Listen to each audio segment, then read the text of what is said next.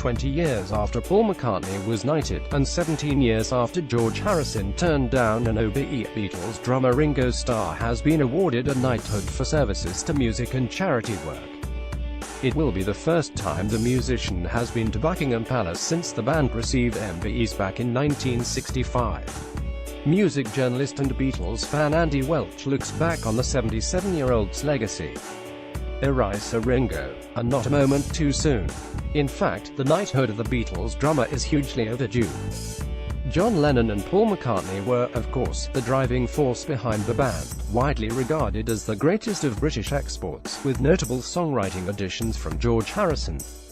As a result, McCartney was knighted in 1997, quite rightly the first popular music icon to be awarded the honour for services to British music, years ahead of Mick Jagger, Cliff Richard and the rest. It's perhaps safe to assume the honour would have at least been offered to Lennon too had he not died in 1980. Whether he'd have accepted, he returned his MBE awarded in 1965 alongside the rest of the Beatles, is another matter.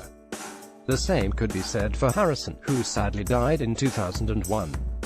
Ringo should not have had to wait anywhere near so long, not when the honours are handed to sports stars, actors and politicians whose achievements and impact on the world pales in comparison with his. As one of two remaining Beatles, he can't help but be in the shadow of the creative colossus that is Paul McCartney. But Ringo was a quarter of the greatest cultural force the world has ever seen. And a brilliant part of it at that. John Lennon said he wasn't even the best drummer in the Beatles, quiet at the back. Lennon never said anything of the sort. That joke was made by one-time TV staple Jasper Carrot in about 1983. It's attitudes like that wrongly attributed joke that have, I believe, held back Ringo's right and proper treatment. It's all part of the same pernicious, lazy perceived wisdom among pub boss and casual fans around the country that Ringo was some sort of talentless journeyman, in the right place at the right time.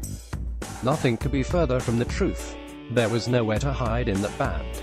The next time you listen to a Beatles track, listen closely to the drums. Ringo's drumming, so fluid, so intuitive, is unlike virtually every other rock and roll drummer before or since. It couldn't be anyone else on the drums tool. He played the song, rather than merely adding a beat. His drumming has feel. He could swing like no other. Imagine, if you can't Beatles songs without his playing. It's impossible. After the Beatles was his solo work. Of course, it never hit the heights of his three bandmates. There are, however, diamonds in the rough. Check out It Don't Come Easy and Photograph if you need persuading. His tours with his all-star band are hugely successful. There's also his underrated acting career, Thomas the Tank Engine narration, and philanthropy. One auction of his belongings in 2015 raised more than $9 million, £6 million, for his and wife Barbara Bach's Lotus Foundation. Not bad for a boy from Liverpool. So Erisa Ringo, better late than never. Posted in